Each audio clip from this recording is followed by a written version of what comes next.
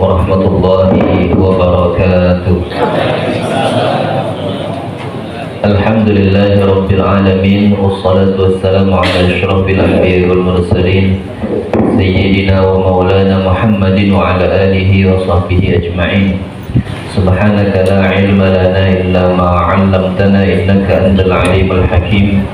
Rabbi shrah li sadri wa yassir li amri wa hlul 'uqdatam min lisani yafqahu qawli. Rabbi zidna ilman warzuqna fahman birahmatika ya arhamar rahimin, amma ba'du. Alhamdulillah, puji beserta syukur kita kepada Allah Subhanahu wa taala atas limpahan karunia, taufik, hidayah dan inayahnya. Kita semua kembali Allah kumpulkan di majlis yang sangat kita cintai ini untuk sama-sama kita datang dan hadir dengan niat untuk menuntut ilmunya Allah Subhanahu wa taala. Mudah-mudahan duduk dan hadirnya kita di majelis ini diberikan keberkahan oleh Allah, dengan Allah panjangkan umur kita semua dalam ketaatan, diberikan kesehatan dalam ketaatan, istiqamah menuntut ilmunya Allah dan taat ibadah sampai akhir hayat kita dan wafat, husnul khatimah, amin ya rabbal alamin. Hadirin wal hadirat jamaah sekalian yang dirahmati Allah Subhanahu wa taala, pasal yang berikutnya menjelaskan faslun wa yajibu ma'al qada'i li-shaumi al-kaffaratul 'uzma.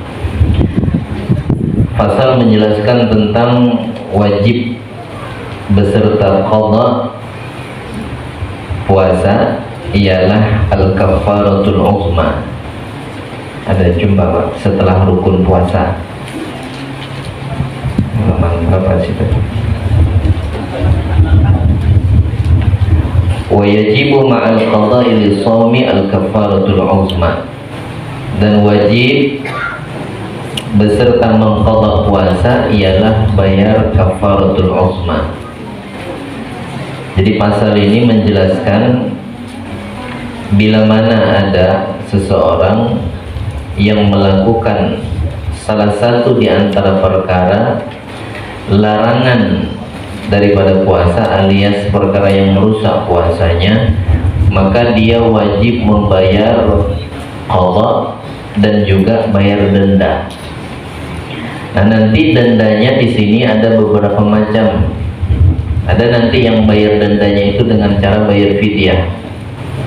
Nah, kalau di sini bayarnya dengan disebut dengan kafaratul 'uzma. Wa ta'ziru juga membayar juga ta'zir. Ta'zir ini artinya hukuman yang ditentukan oleh seorang imam. Siapakah orang yang wajib membayar qadha plus bayar kafaratul 'uzma plus dita'zir, dihukum?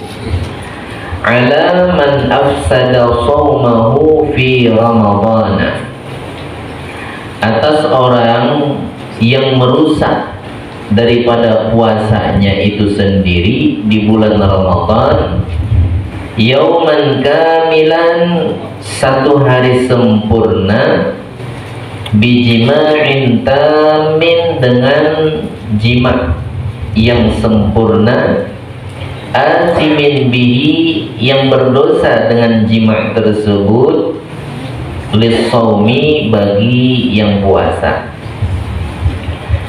Jadi pasal ini menjelaskan siapa orang yang merusak puasanya dengan jima sengaja di siang hari bulan Ramadan, maka ada ketentuan. Pertama, wajib bayar qadha puasa yang dia rusak.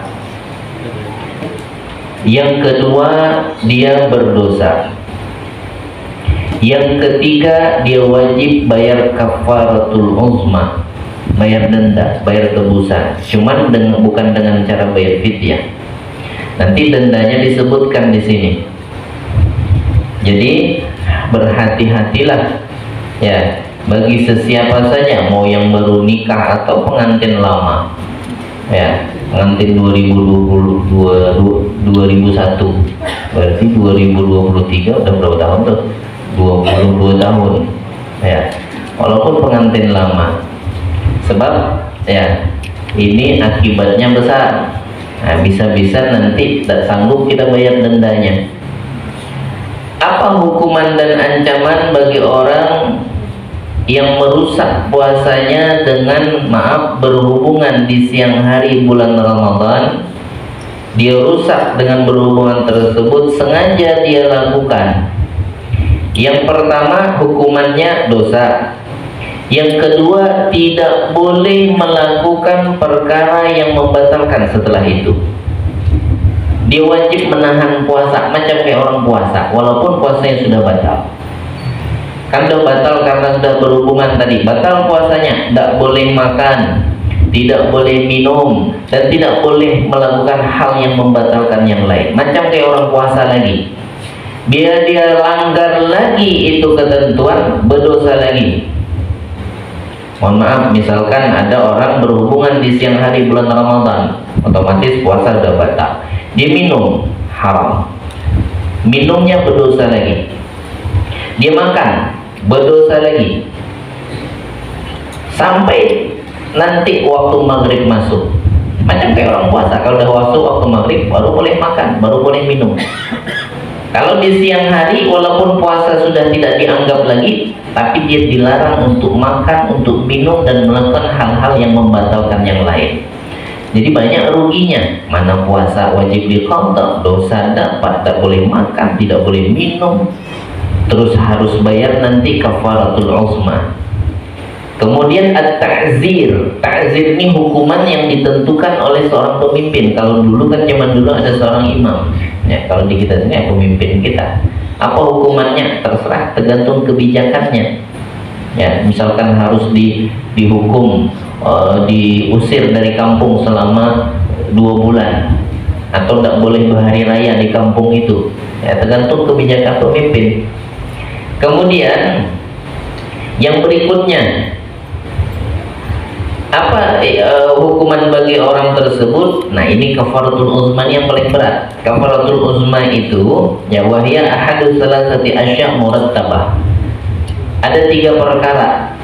Derajat pertama, kedua, dan ketiga. Derajat pertama yang perlu harus dijalani. Kalau memang tidak mampu, baru turun ke yang kedua. Kalau tidak mampu, baru yang ketiga. Kalau yang pertama mampu, tidak boleh turun yang kedua. Apa yang pertama? Yang pertama ialah itqu raqabatin mu'minatin, memerdekakan budak perempuan yang merdeka. Memerdekakan seorang budak yang beriman. Sekarang sudah tidak ada lagi perbudakan.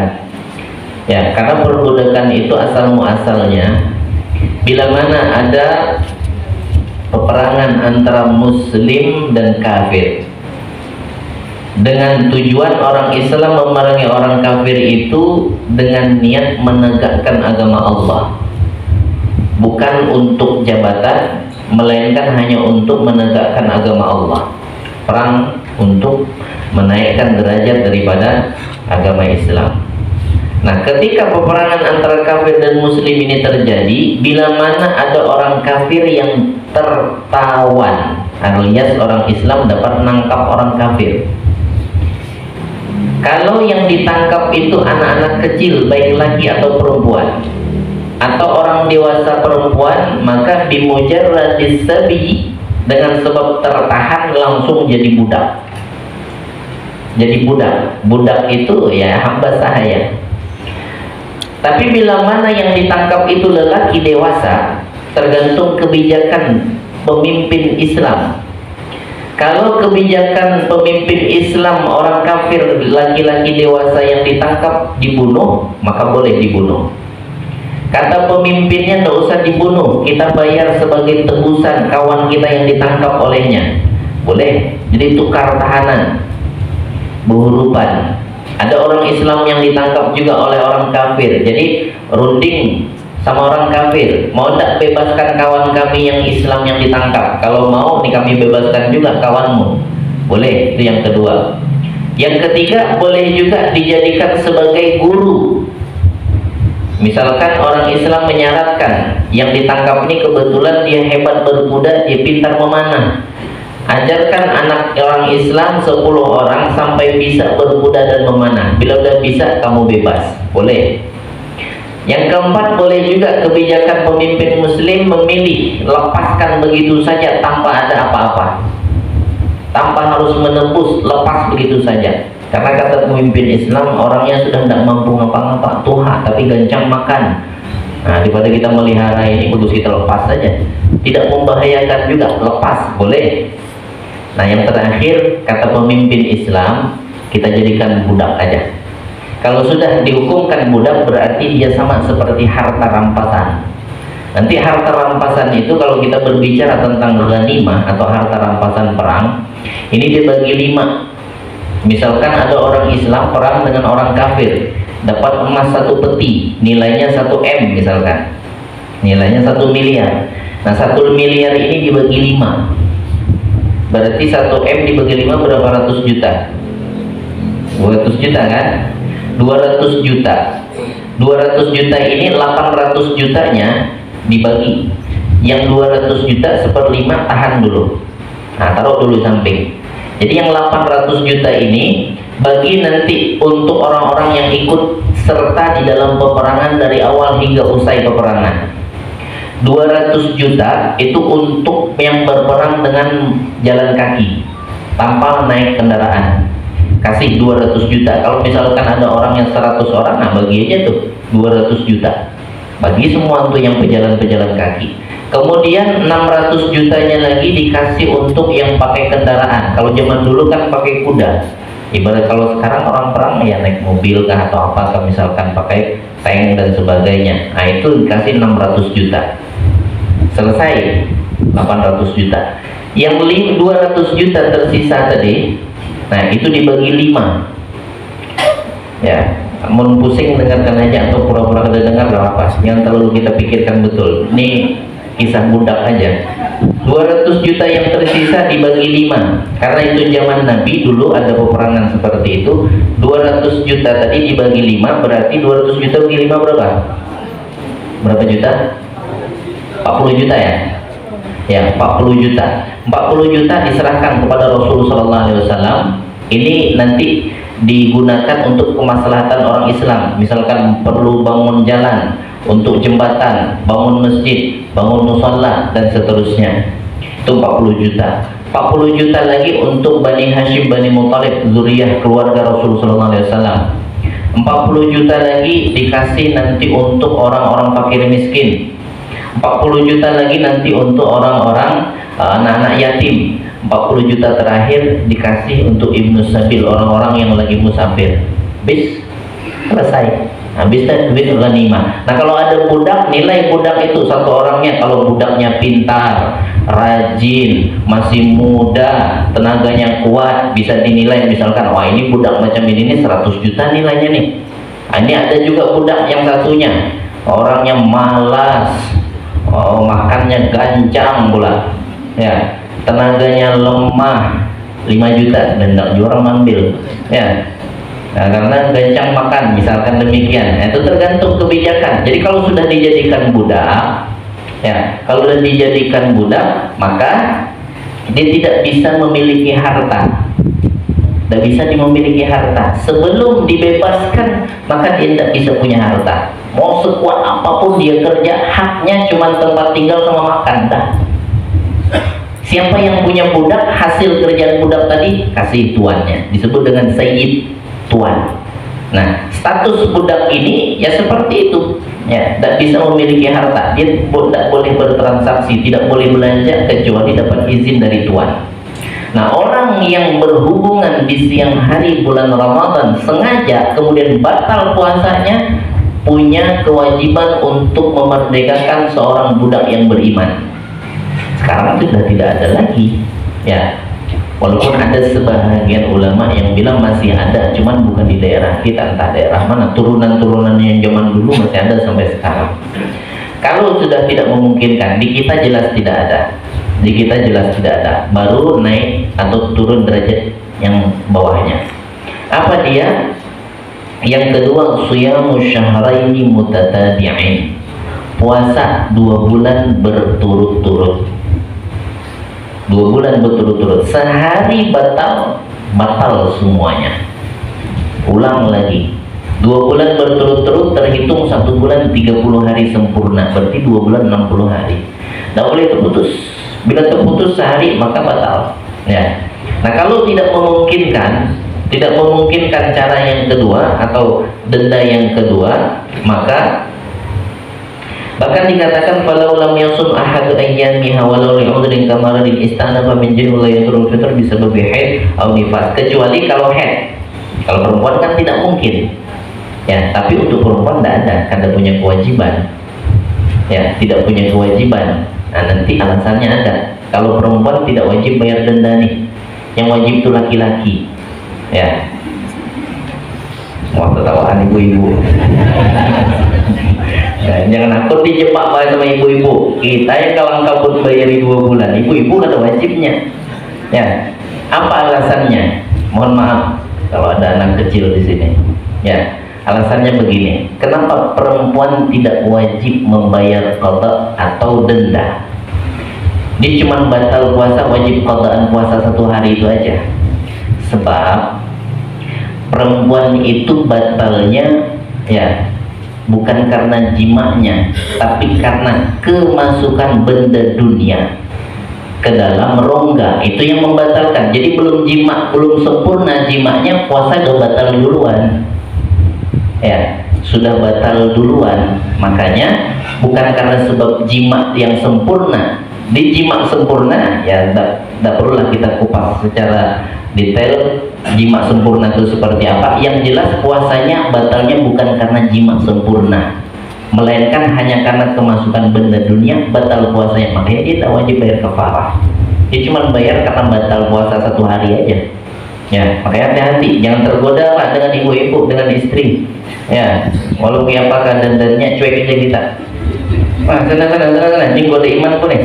Nah, batal puasa kita bahaya. Ya, nah, jadi 2 bulan berturut-turut. Nah, kalau memang tidak mampu karena faktor usia, orangnya udah lemah dan sebagainya, baru turun lagi derajat ketiga. It'amu sittina miskinan likulli miskinin muddun. Ngasih makan 60 orang miskin. Setiap 1 orang terhitung 1 mud. 1 mud itu ya hitungan lebih, karena ulama kita lebih cenderung ke hitungan lebih. Jangan pas-pasan. 7 on setengah. 7 on setengah itu lebih. Jadi lebihnya dapat nilai kita niatkan sedekah. Dikali 60 berarti 7 on setengah dikali 60. Ada yang kalkulatornya cepat. 75 kali 60 berapa? Berapa tuh? Berapa Bu? 75 berapa kuintal sih? 300? Hah? 4 berapa? 550? 450? Nah, 450 4 kuintal setengah, 450 kilo ya. Itu untuk ngasih orang fakir miskin. Jadi setiap 1 orangnya 1 mud ya, itu dendanya bila berhubungan siang hari bulan Ramadan. Yang banyak pertanyaan masalah, jadi kita agak cabut-cabut aja masalahnya, mudah-mudahan ini lebih manfaat. Sebab kalau kita detail ya sesuai rincian yang ada di kitab ini, khawatirnya kita tak sempurna nanti ngajinya. Ramadan sudah dekat, mungkin sekali lagi nih Baji, kita sekali pertemuan lagi nampaknya nih ya, sekali Jumat lagi bis itu Ramadan. Jadi Ramadan kita istirahat, nanti insya Allah bulan Syawal kita lanjut.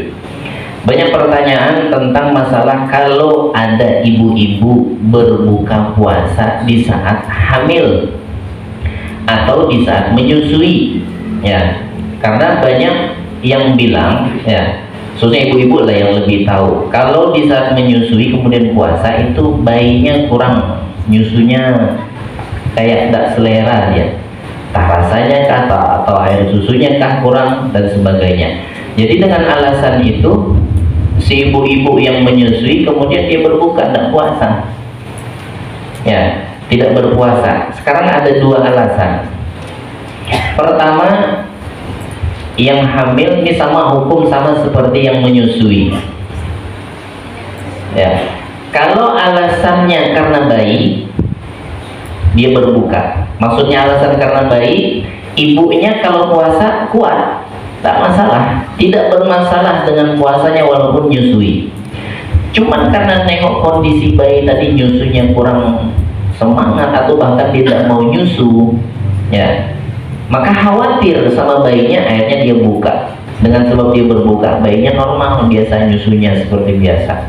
Berarti alasannya hanya karena faktor bayi. Yang kedua, baik ibu yang hamil atau yang lagi menyusui, dia kalau puasa dianya yang tak kuat, lemah badannya, kan ya bayi nyusu atau memang lagi hamil, apalagi hamil muda, ya kadang-kadang mau makan ini dan sebagainya. Jadi alasan yang kedua, untuk bayi dia tidak masalah, untuk bayi dia tidak masalah, cuman dia khawatir atas dirinya saja. Nah, ada tiga berarti, maaf. Yang ketiga, dia khawatir atas dirinya plus bayinya. Ibu yang hamil, dia kalau puasa dianya lemah dan takut ngapa-ngapa bayi dalam kandungannya. Atau perempuan yang menyusui, dia kalau puasa khawatir atas dirinya karena dirinya berasa lemah. Tuh, coba sehari-hari pertama puasa badannya lemah, tidak semangat, susah kesana sini dan sebagainya, habis aktivitas tertahan semua, tidak bisa melakukan apa-apa. Ya, kemudian dia juga khawatir dengan anaknya. Jadi yang ketiga ini kekhawatirannya untuk dirinya plus bayinya. Kalau yang kedua cuman khawatir atas dirinya. Kalau yang pertama khawatir atas bayinya. Ini jawabannya beda-beda. Ibu-ibu harus paham. Pertama, Bu, kalau memang ibu yang hamil dan menyusui berbuka puasa alasan karena khawatir atas bayi, maka kewajibannya, satu, dia wajib qadha karena tidak puasa, ya, karena tidak puasa. Kemudian karena tidak ada alasan khawatir atas dirinya, cuma atas bayi saja, maka dia wajib bayar kafarah dengan cara bayar fidyah, satu harinya 1 mud. Kalau alasannya hanya karena bayi, bukan karena ibunya, ya, bayinya saja, dia cuma khawatir atas bayi. Kalau tidak puasa, kalau puasa bayinya tidak mau nyusu misalkan, atau yang lagi hamil, ya, sebenarnya dia kok kuat aja, cuma takut bayinya ngapa-ngapa, ya, janinnya belum kuat misalkan, maka dengan sebab alasan itu dia berbuka. Nah, maka hukumnya dia wajib bayar qadha puasanya dan nanti wajib bayar denda dengan cara bayar fidyah, terhitung 1 harinya itu 1 mud. Jadi 1 mud tadi kurang lebih 1 on, 7 on setengah, ya, itu sudah lebih. Kemudian yang berikutnya,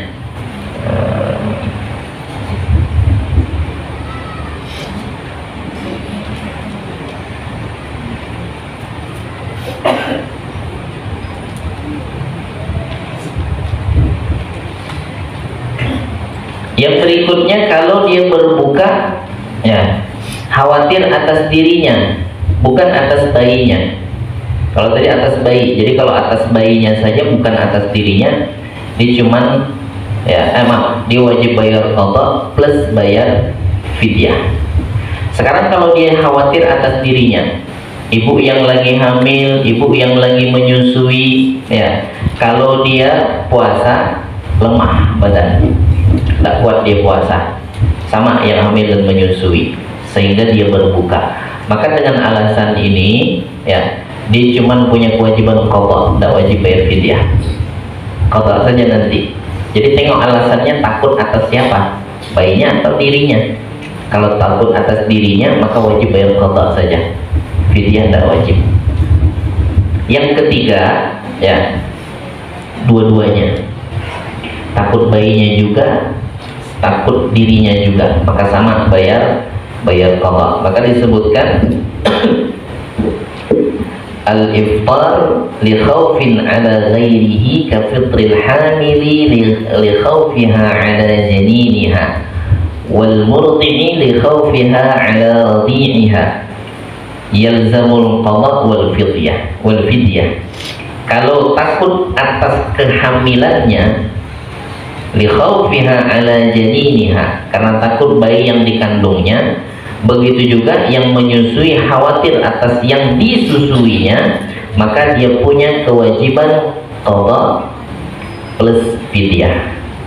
Untuk dirinya sebenarnya dia tidak khawatir, cuman takut janinnya, takut bayinya, maka wajib bayar fidyah, qadha juga, fidyah juga.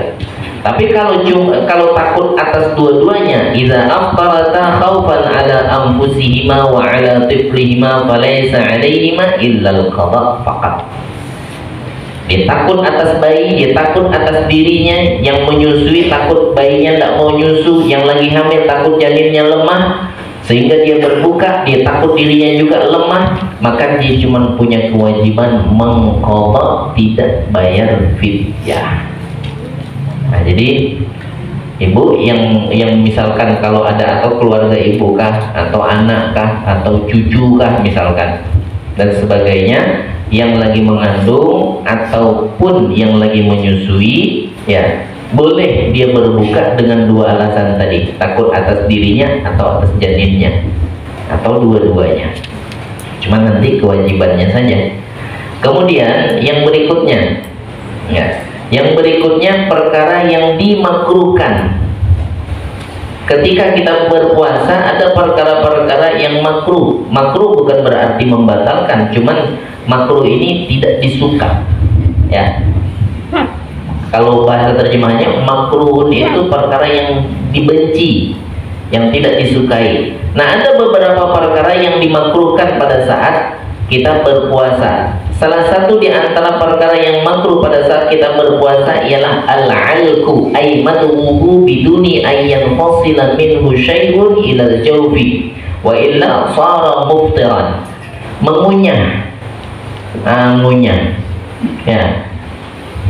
Kalau zaman dulu, tidak tahu kalau di daerah Sumatera Barat, ya. Kalau di zaman kita orang Banjar pasti paham lah. Zaman bahari belum ada roti milna, belum ada bubur apa tuh, sun, ya. Biasanya dikunyahkan kan, ya. Emaknya yang ngunyahkan tuh kalau pagi yang mantap, ya. Emaknya belum gosok gigi, belum bangun tidur, anaknya udah nangis-nangis mau makan, ambil nasi, ngunyahkan.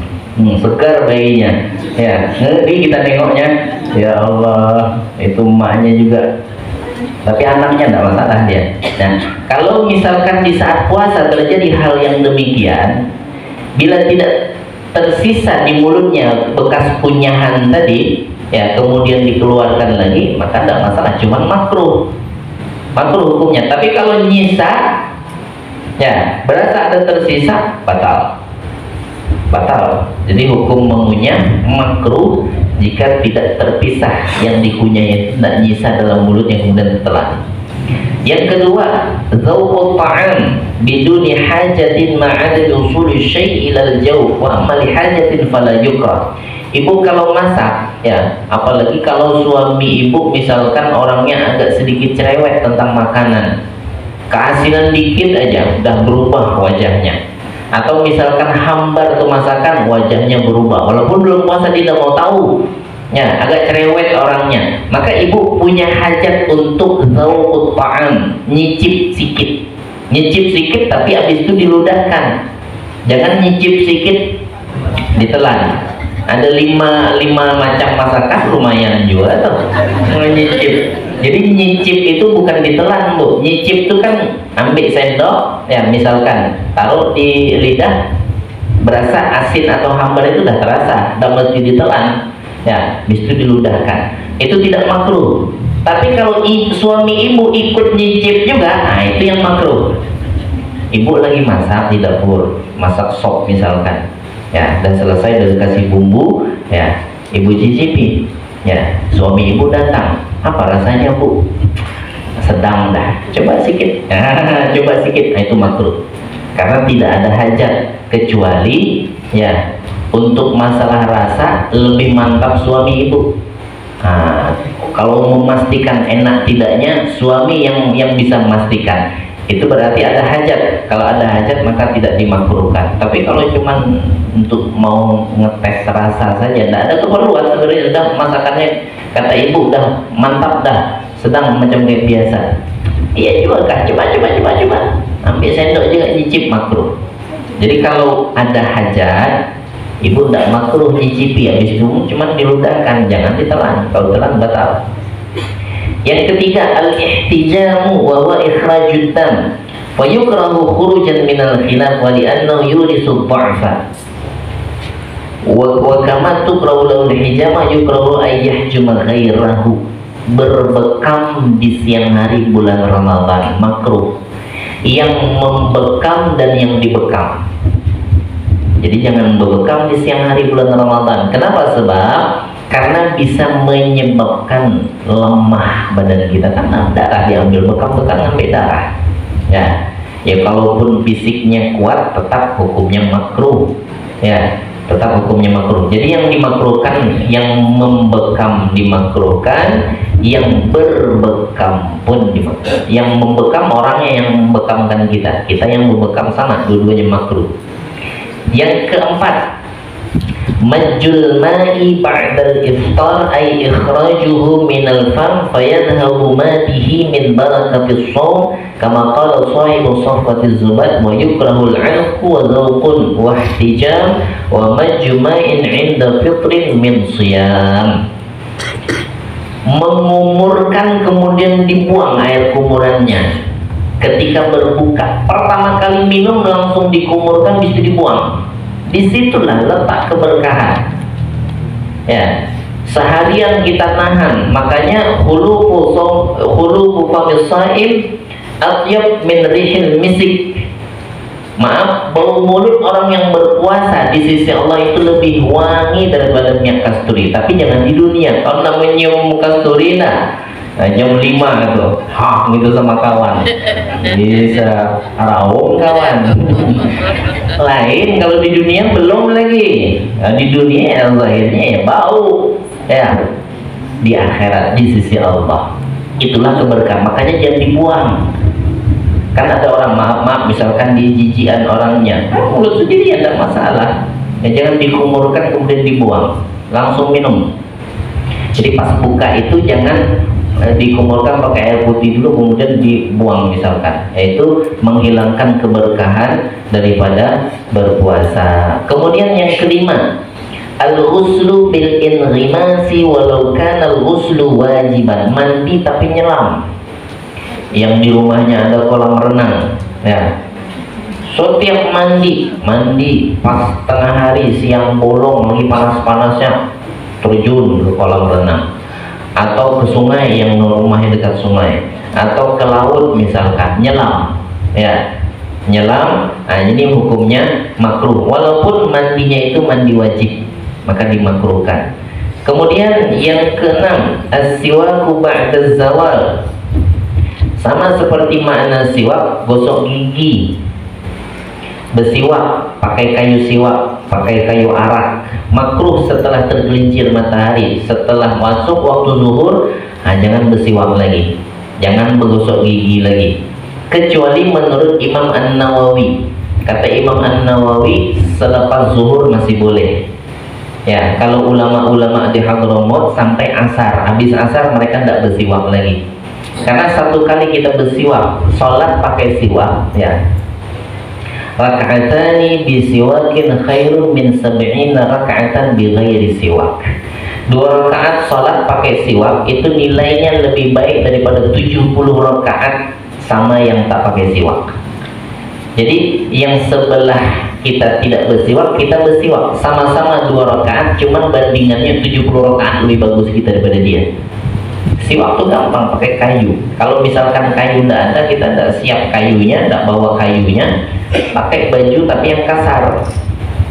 Ada tuh gamis-gamis Arabi yang Saudi, biasanya tuh dekat keras sini berlebih.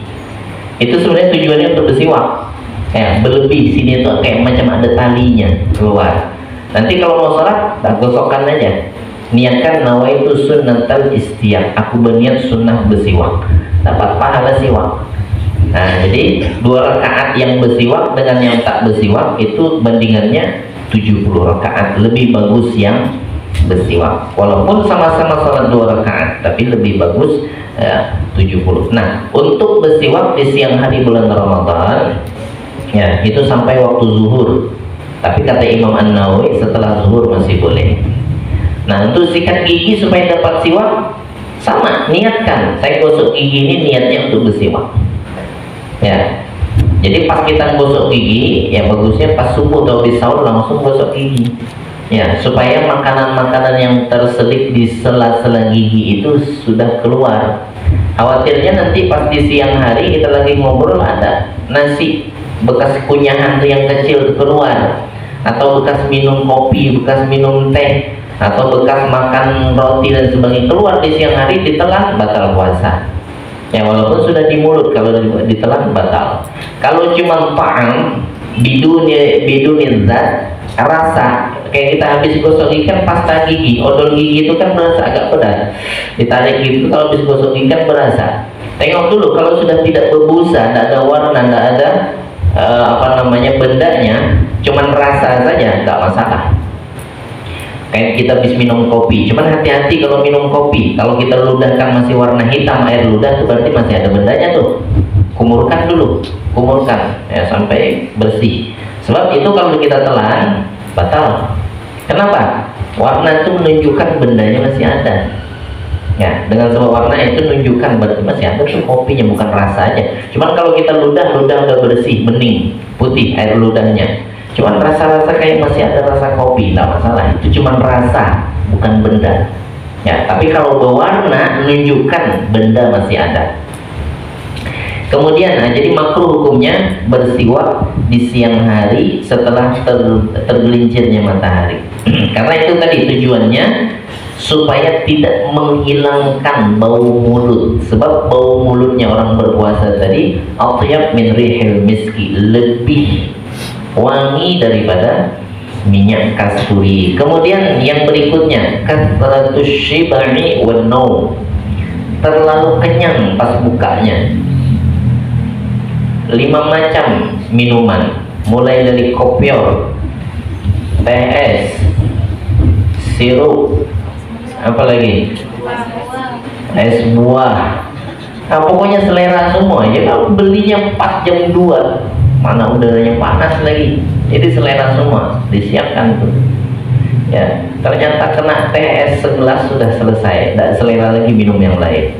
Ya, kalau dihabiskan semua tuh, makanya kalau ada di sini tidak ada di Tarim, kan musim panas puncaknya itu bulan Ramadan kalau di Timur Tengah.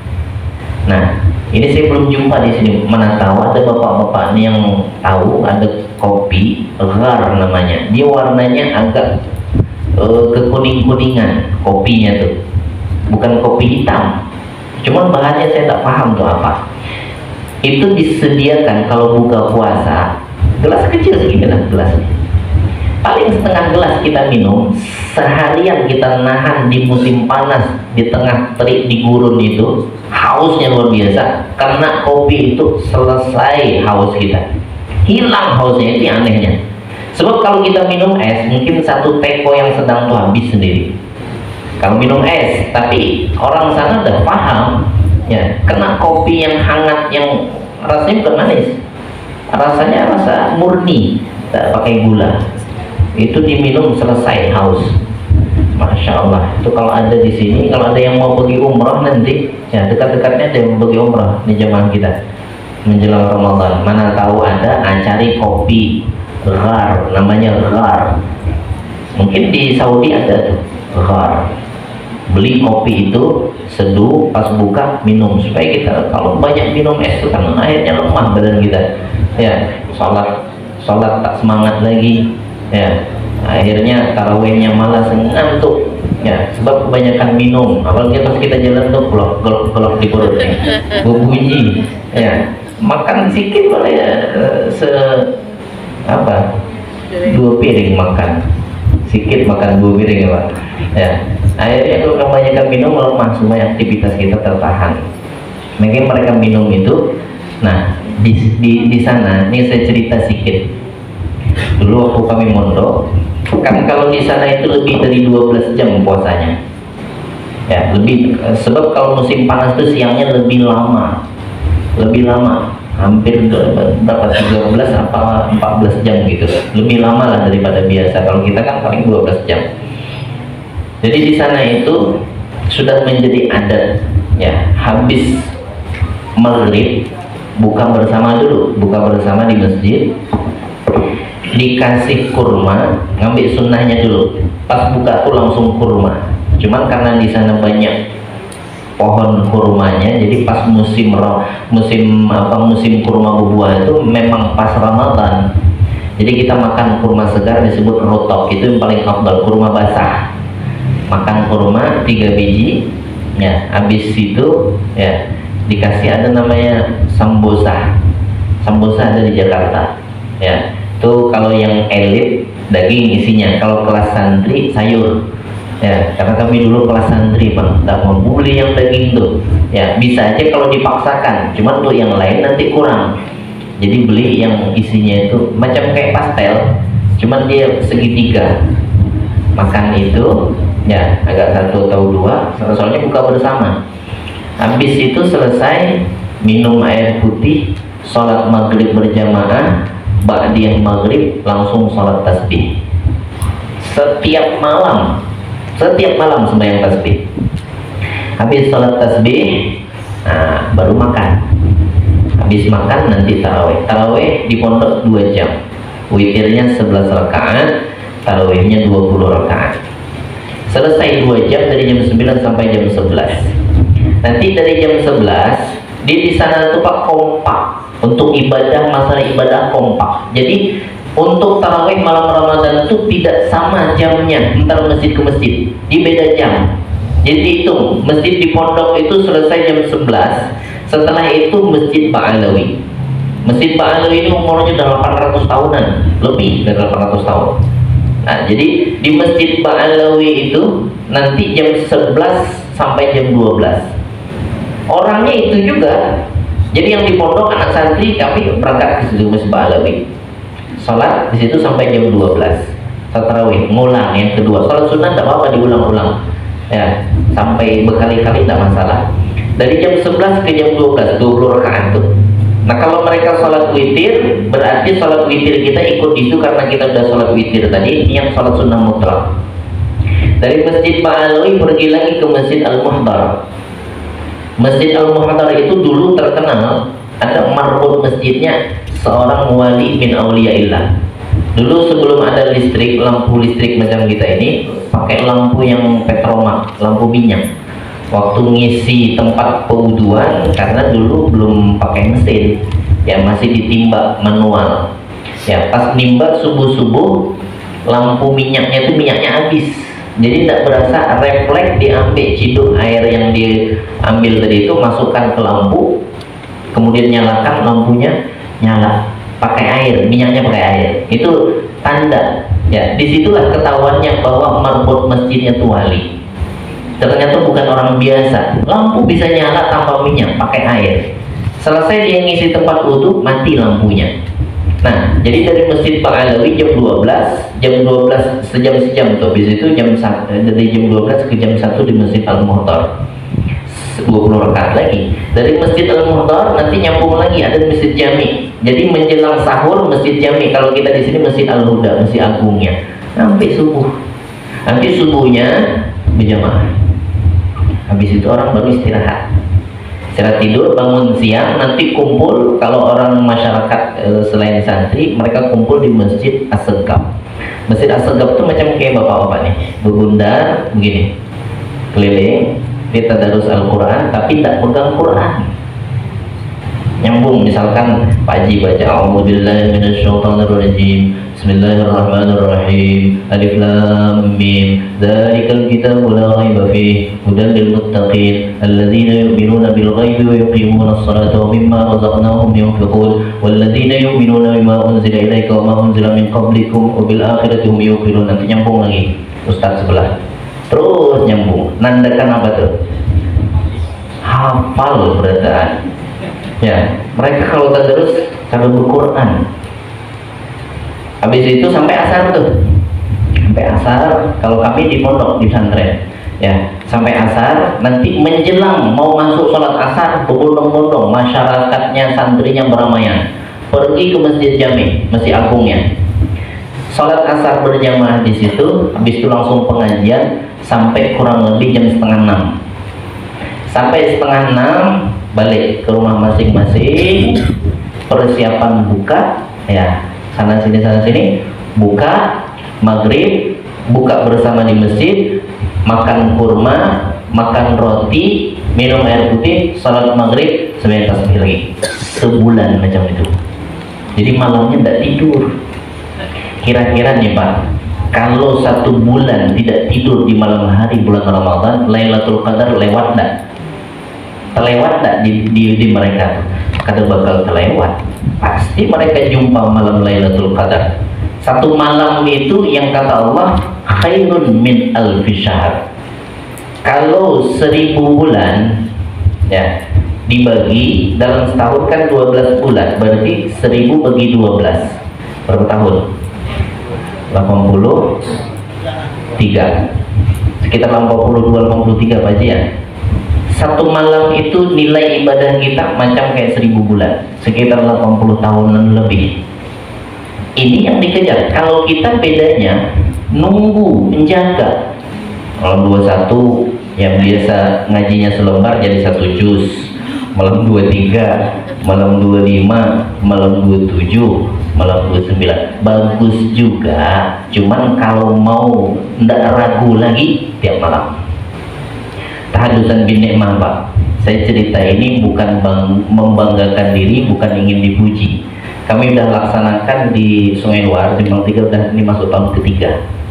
Ya, dipraktekkan malamnya full. Tahun pertama tuh tidak ada yang tidur. Ya, 1 bulan subuh habis sholat baru tidur. Alhamdulillah di tahun kemarin dapat khatam Al-Quran 30 kali khatam. Tahun ini mau kami targetkan 60 kali khatam. Jadi kumpul di mushola, macamlah rame bagi kelompok-kelompok halaqah tadarus Al-Quran. Ya, ngajinya itu tadarusnya lewat dari jam 12 baru berhenti untuk menghidupkan malamnya. Jadi nilainya supaya kita dapat ihya'ul lail, menghidupkan malam 1 bulan Ramadan. Jadi yang dapat berkah itu bukan kita yang ngaji aja, tapi satu kampung kita diberkahi oleh Allah Subhanahu wa taala. Sebab saya pernah ada dengar satu cerita seorang ulama yang mampu mengkhatamkan Al-Quran setiap malam 1 kali, siang 1 kali. Berarti kan dikali 2 kali dalam sehari 1 malam, dikali 30 hari, berarti kan 60 kali. Saya kasih semangat sama kawan-kawan yang di sana. Kalau kita belum mampu sendiri menghatamkan 60, paling tidak kita rame-rame udah dapat.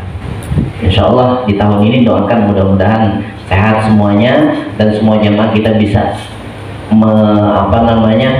nambah bacaan Al-Quran kita. Rugi kita kalau tidak khatam di bulan Ramadan. Sebab kalau bulan Ramadan kita tidak khatam, otomatis di luar Ramadan tidak akan mampu. Sebab Ramadan bulan Al-Quran. Di selain bulan Ramadan bukan bulan Al-Quran, dalam artian bukan berarti tidak memungkinkan, mungkin saja, tapi di bulannya saja kita tak mampu, apalagi bulan lain. Oleh karena itu kita naikkan lagi semangat kita untuk baca Al-Quran, karena inilah yang bisa nolong kita. Jadi kalau kita mau pasti dapat malam Lailatul Qadar, jaga 1 bulan penuh Ramadan, insya Allah dapat lewat. Di bulan Ramadan, di malam Lailatul Qadar doa makbul. Insya Allah doa kita akan diijabah langsung oleh Allah Subhanahu wa taala. Di surah Al-Qadar, inna anzalnahu fi lailatul qadar. Lailatul qadri khairun wa ma adraka ma lailatul qadar. Lailatul qadri khairun min alfi syahr. Tanazzalul malaikatu ruh. Malaikat turun ya sampai nanti kata Allah hatta matla'il fajar. Makanya di malam itu cuacanya tenang, angin tidak berhembus, bahkan dedaunan pun tidak bergoyang, air-air yang ada di sungai, di laut itu tidak seperti biasa, tenang karena turun, malaikat itu turun, makanya nyambut kedatangan malaikat, makanya tenang. Burung-burung pun di malam itu menurut sebagian mereka para ulama tidak seperti biasa, tidak sibuk berkicau ini sana sini dan sebagainya, tenang karena malaikat turun tuh sampai subuh. Ya, maka mudah-mudahan Ramadan di tahun ini ya kita tambah lagi ya, nilai ibadah kita supaya tambah maksimal. Ramadan kita kali ini kita anggap Ramadan terakhir. Ramadan tahun depan kita anggap udah tidak ada lagi di sini. Ya, kita udah pindah alam ke alam barzakh. Mana tahu, kita kan tidak paham rahasia Allah. Yang jelas kita bakal kembali kepada Allah. Maka kesempatan yang Allah berikan ya, apalagi kalau misalkan nih di kampung tempat ada ngumpul juga tadarus Al-Quran, luar biasa ya, luar biasa gampang. Kalau kami caranya kemarin sudah kami kumpulkan 20 halaqah, 20 kelompok. Setiap satu kelompok itu kalau kami punya cara gini, satu kelompoknya itu dikasih satu orang ketua, ada satu orang ketuanya. Misalkan satu kelompok ada 5 orang, setiap satu kelompok ada ketua yang bertanggung jawab. Jatahnya kalau 20 kelompok berarti 3 juz satu kelompok ya. 3 kali 15 kan 60 ya. Ya kan? 4 maaf. Nah, kalau 20 tadi mah 20 kelompok. Jadi kalau 20 kelompok ya dikali misalkan 3 juz satu kelompoknya berarti kan 60 ya. Maka dengan sebab itu bisa khatam 2 kali khatam satu malam. Jadi satu kelompoknya itu targetnya 3 juz. 5 orang bagi aja, terserah. Mau yang lancar ngambil 1 juz, aku ndak lancar 1 lembar, terserah. Yang jelas satu kelompok punya jatah menyelesaikan setiap malamnya itu 3 juz, selesai ya. Jadi kalau 3 juz ada 20 kelompok dan 2 kali khatam setiap malam ya. Bisa kalau orang yang ramai macam ini bisa kita ya, mudah-mudahan Pak Haji ya bisa kita praktekkan ya, mudah-mudahan lah ya. Kemarin di majelis taklim di Padupa yang ibu-ibu insya Allah mau laksanakan yang seperti ini. Cuman kan pengajiannya itu setiap seminggu sekali, karena seminggu sekali mereka khatamnya 1 kali pertemuan 1 kali khatam. Nah apa kata saya, jadi kan kalau 4 kali pertemuan jadi ada 4 kali khatam ya. Kita jangan mau kalah juga Pak, mestinya kita juga punya target ya. Ikampu 15 kali khatam tahun ini bagaimana? Om disawat juga ya. Kalau dibilang begitu dengan kesibukan kita tidak ada selesainya Pak ya. Kalau kita bayangkan pikir-pikir mereka orang saleh, kalau sudah 20 Ramadan ke atas tuh wajahnya udah beda, murung, sedih, terlihat kayak udah pucat. Ketika ditanya kenapa, orang-orang saleh ini ketika udah menjelang Ramadan pucat, murung wajahnya, sedih, kenapa? Bahkan mereka menangis. Mereka menjelaskan Ramadan tetap pasti akan datang setiap tahun. Yang jadi pertanyaan, kita masih ada enggak di Ramadan yang berikutnya? Mereka khawatir Ramadan itu terakhir untuk mereka, maka mereka nangis. Nah kita ini kan belum masuk Ramadan, kita berdoa sesuai dengan doanya Rasulullah, wabaligna Ramadan, sampaikan kami bulan Ramadan. Nah, kalau sudah sampai bulan Ramadan kita mau ngapa? Apa yang harus kita lakukan? Kalau cuma kita ikuti ya hawa nafsu kita untuk makan banyak, makan wadai banyak dan sebagainya, tidak selesai. Apalagi kalau kita pakai mohon maaf sebelumnya di Ramadan pun kita tidak tahu waktu yang kita sibukkan hanya untuk kerja. Tidak ada amalan istimewa yang kita lakukan lebih dari sebelum-sebelumnya, sebelum Ramadan maksudnya. Maka tidak ada yang kita dapat, hasilnya begitu-begitu aja. Ya, walaupun sebulan bulan puasa kita full kerja, tak bakal jadikan kita orang kaya juga. Berapalah waktu 1 bulan, tapi dengan sebab kita pakai untuk ibadah, insya Allah akan bisa menyelamatkan kita di akhirat. Karena panen pahala itu di bulan Ramadan. Ya, 1 kali kita beribadah nilainya 10 kali, bahkan lebih dari 10 kali. Banyak keistimewaan di bulan Ramadan. Maka oleh sebab itu, paling tidak walaupun kita tidak bisa maksimal seperti mereka, ada kegiatan yang lebih dari biasanya. Yang kalau misalkan Ramadan tahun lalu belum bisa khatam Al-Quran, maka kita khatamkan ya. Tapi kalau orangnya banyak ngumpul, semangatnya beda Pak ya, semangatnya beda. Kayak ibu-ibu bisa aja di sini ngumpul siang, misalkan siang apa, siang Jumat ya, misalkan siang Jumat. Setiap pekan, setiap minggu kumpulan khataman Al-Quran. Nanti terakhir baru khataman besar-besaran, buka puasa bersama. Insya Allah tambah berkah nih majelis kita, berkah harta kita berkah, keluarga kita berkah. Sekali kita khatam Al-Quran, baca doanya, 70.000 malaikat Bu yang turun.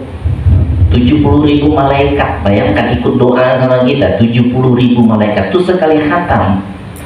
Kalau kita berkali-kali, tambah lagi keberkahan pasti kita dapat. Maka insya Allah mudah-mudahan kita bangkit semangat kita untuk menyambut Ramadan kali ini.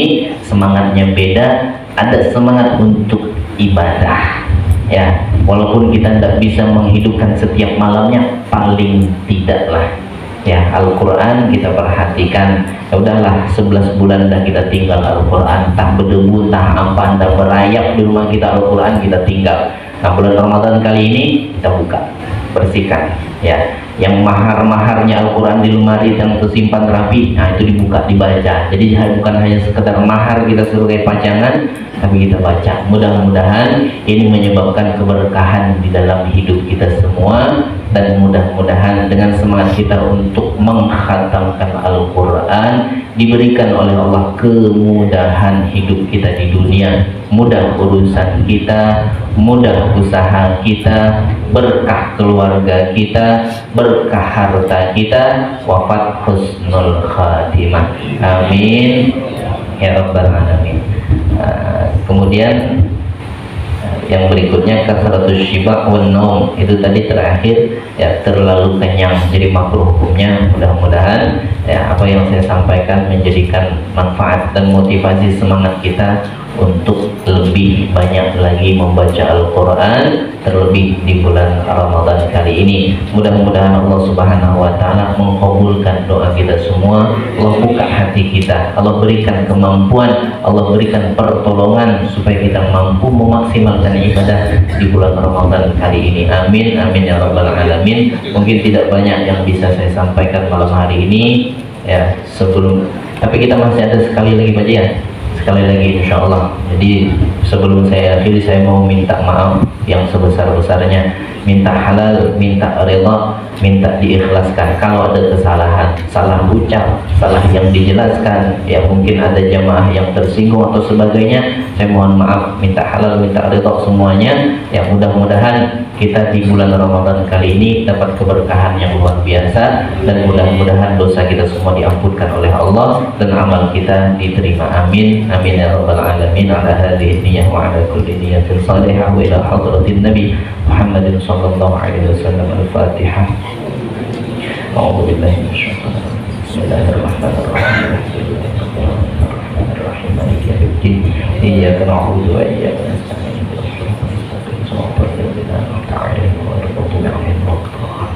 Astaghfirullahaladzim, walhamdulillah ya ma'bud. Allahumma salli wa sallim ala sayyidina Muhammadin fil awwalin wal akhirin, wa sallim radhiyallahu tabaraka wa ta'ala wa ashabihi sayyidina rasulillahi ajma'in. Alhamdulillahi rabbil alamin, hamdan yuwafi ni'amahu wa yukafi'u mazidah. Ya rabbana lakal hamdu kama yanbaghi li jalali wajhika al-karim wa 'azimi sultanik. Allahumma ighfir lana dhunubana wa liwalidina warhamhum kama rabbana shighara. Allahumma ij'al jam'ana hadha jam'an marhuma wa tafarraqana min ba'dihi tafarruqan ma'suma.